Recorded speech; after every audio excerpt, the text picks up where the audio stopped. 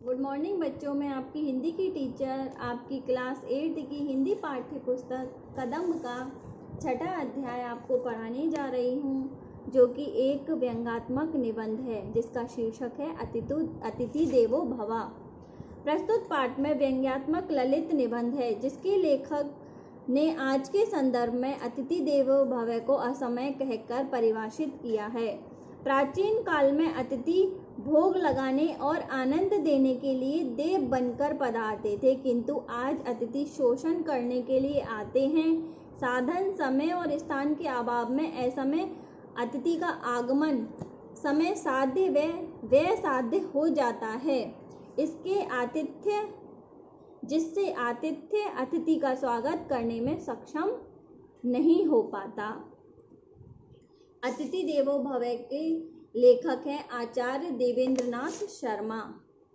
आचार्य देवेंद्रनाथ शर्मा जी कहते हैं कि नाम नहीं बताऊंगा, पर कुछ बड़े लोगों के बारे में सुना है कि वे कभी खाना अकेले नहीं खाते और कोई ना कोई आगंतुक उनके साथ अवश्य बैठता है। बड़ा चाहे मैं उतना न हूँ, पर इसका नाज मुझे भी है कि मैंने अकेले कब खाना खाया यह याद नहीं। एक अतिथि विदा लेते ही दूसरा आ धमकता है। मैं इसे अपना सौभाग्य मानता हूँ कि मेरे ऊपर लोगों की इतनी कृपा है कि बचपन से सुनता आया, बुद्धि होने पर पढ़ा भी कि अतिथि देवो भव। पुराणों में कई कहानियां मिली जिसमें यह अतिथि सत्कार की महिमा का पराकाष्ठ पर है। लोगों ने अतिथियों के आदर सत्कार में अपने हाथ में अपने पुत्र का वध करने में संकोच नहीं किया। राजा मोरध्वज का यश आज भी अक्षुण्ण है। तब अतिथि को देवता ही मान लिया तो फिर उसके लिए अकरणीय क्या रहा। मैंने ने अतिथि शब्द का समांतर एक दूसरा शब्द गढ़ा है असमय। अतिथि का अर्थ है जिसकी तिथि ना हो, अर्थात आने का कोई दिन निश्चित ना हो, मतलब जो बिना पूर्ण सूचना के अकस्मात टपक पड़े। ठीक उसी तरह असमय का अर्थ कीजिए जिसका समय ना हो, जो जब चाहे जहाँ चाहे आने के लिए आने में ही नहीं जाने में ही, और जिसका ना तो समय आने का हो और ना ही जाने का हो, वो होता है अतिथि। तात्पर्य यह है कि मैं अतिथियों से नहीं घबराता, पर असमय जरूर कांपता हूँ। कारण यह है कि मैं कामकाजी आदमी हूँ।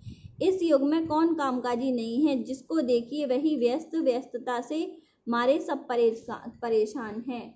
आजकल बड़प्पन दिखाने के कई साधन हैं। इनमें एक यह कहना भी कि क्या बताऊं भाई साहब, खाने तक की फुर्सत नहीं है, मिलती नींद और चैन हराम है।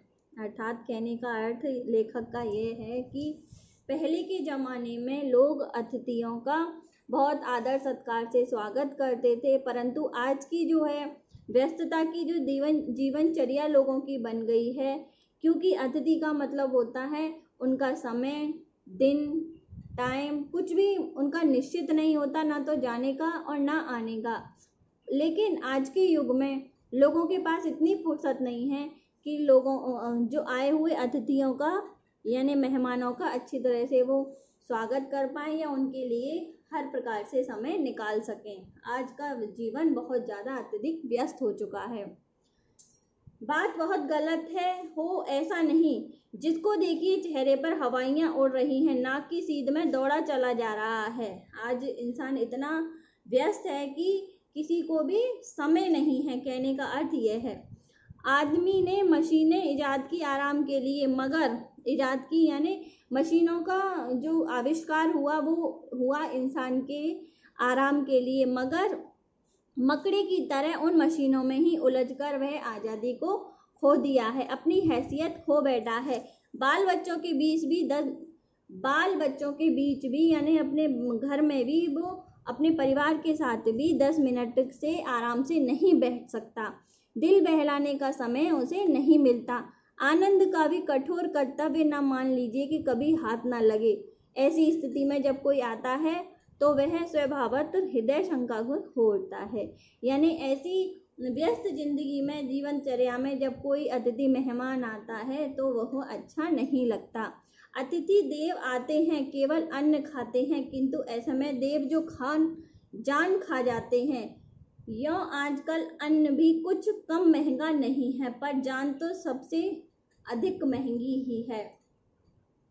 कभी कभी दोनों का एक समन्वय हो जाता है, तब तो पूछिए ही नहीं। अतिथि देवो भव का सिद्धांत कभी ठीक रहा होगा। पहले अतिथि देव छठे क्षमा से कृपा करते थे, क्योंकि यातायात के साधन इतने समुचित और सुलभ नहीं थे। यानी पहले यातायात के इतने साधन नहीं थे और सुलभ भी न थे। दुनिया बहुत बड़ी थी, खाद्यान्न की कमी न थी, 10 बजे काम पर पहुंचने की बाध्यता नहीं थी, कृत्रिमता और प्रदर्शन जीवन के अनिवार्य अंग नहीं बने थे। एक कमरे के फ्लैट में पूरा परिवार लाल संकोच छोड़कर नहीं रहता था। आसमान की तरह जीवन भी खुला था, पृथ्वी के समान हृदय भी विशाल था। अतः अतिथि देव का आना आनंद का मूल था। आज तो स्वयं खाने के लाले पड़े हैं, फिर अतिथि देव को क्या भोग लगाएं। जब अपने सोने के लिए ही जगह पर्याप्त नहीं है तो उनके लिए कहाँ बिस्तर बिछाएं। कहने का अर्थ यही है कि पहले क्योंकि पहले इतने साधन थे, ये संसार इतना बड़ा था, ना कोई खाने पीने की कमी थी, किसी भी प्रकार से कोई कमी नहीं थी। पूरे परिवार में रहा करते थे, तो हर चीज की व्यवस्था हुआ करती थी।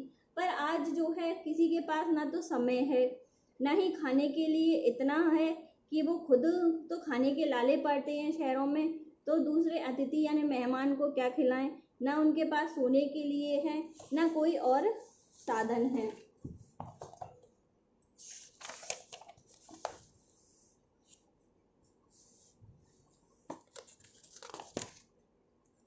जब अपने प्रियजनों के पास ही जब लोगों को आज 10 मिनट बैठने का समय नहीं निकाल पाते, तो वह उनके साथ 1 घंटा से कहाँ निकालें, यानी मेहमानों के लिए समय कहाँ से निकालें। आपकी लाचारी आप तक रही, यह सब होती हो भी अतिदेव आते हैं, आते रहेंगे। आपको वेश कुवेश अनक उनका स्वागत सत्कार करना पड़ेगा। आपको छोड़कर आखिर वे जाए भी कहाँ। आपसे बढ़कर उनका कोई आत्मीय हो भी तो नहीं, आपके कोई आत्मीय हो भी तो।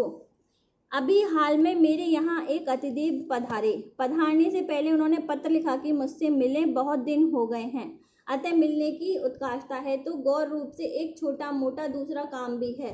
अब काम कौन था या मैं, यह आपसे क्या कहने की जरूरत, पर चाहे जैसे भी हो उन्होंने मुझे याद किया, इसके लिए मैं उनका अनुग्रह अवश्य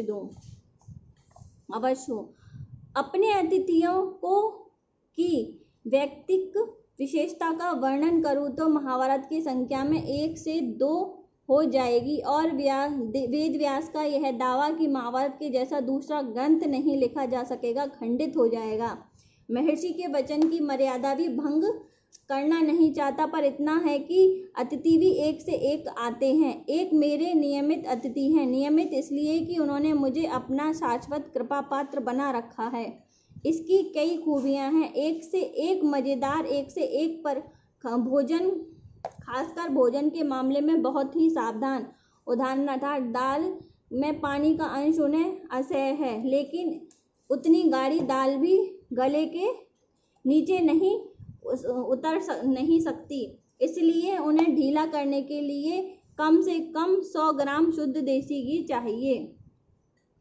मेरे घर में घी का चलन वर्षों से बंद है, कुछ इसलिए नहीं कि मुझे घी पसंद नहीं, बल्कि इसलिए भी कि मैं ये जान चुका हूँ शुद्ध घी का युग इतिहास का विषय बन गया है। यानी आज शुद्ध घी, देसी घी मिलना बहुत ही ज़्यादा मुश्किल है। भगवान ने आंखें दी हैं देखने को और बुद्धि दी है समझने को, इसके लिए मैं अंधा बनूं, यह मुझे स्वीकार नहीं।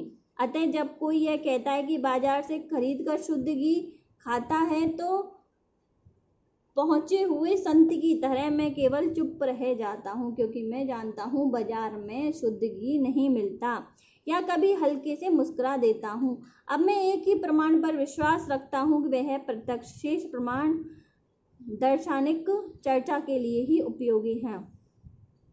पत्नी बीमार है, नौकर एक हफ्ते की छुट्टी लेकर घर गया। 3 महीने हो गए, जब तक वह नहीं आता तब तक स्वयं सेवक बनकर रहना है। महीने का अंतिम सप्ताह है, ऐसे शुभ अवसर पर पधारते हैं। अतिथि देव, क्या खाऊं, क्या ले जाऊं परदेश, पर नहीं खिलाऊंगा, सत्कार नहीं करूंगा, क्या यह संभव है? और मैंने जो कहा वह क्या मुझ पर ही उतना ही लागू नहीं? आखिर मैं भी किसी का अतिथि होता हूँ। इससे हमें शिक्षा मिलती है कि अतिथि को 1 या 2 दिन से ज़्यादा नहीं रुकना चाहिए। यानी कोई भी मेहमान आए या हम कहीं जाएं तो हमें 1-2 दिन ही रुकना चाहिए, क्योंकि हर इंसान की अपनी अपनी परिस्थितियां होती हैं, अपने अपने रहने का ढंग होता है। जब हम कहीं जाते हैं, हमारे यहाँ कोई आता है तो हमारी सारी जीवनचर्या जो है बिगड़ जाती है। इसलिए हमें किसी के यहाँ भी ज़्यादा नहीं रुकना चाहिए, कम से कम कुछ समय ही हमें उन्हें देना चाहिए। 1 या 2 दिन, ज़्यादा से ज़्यादा रुकना चाहिए। बच्चों, इसमें कुछ शब्द पोटली दी गई है, यानी कुछ कठिन शब्दार्थ दिए गए हैं, जिन्हें आप एक बार देखना और याद करना। आपके ये अभ्यास प्रश्न दिए गए हैं, जो कि आपको आपके साप्ताहिक गृह कार्य में दे दिए जाएंगे। धन्यवाद।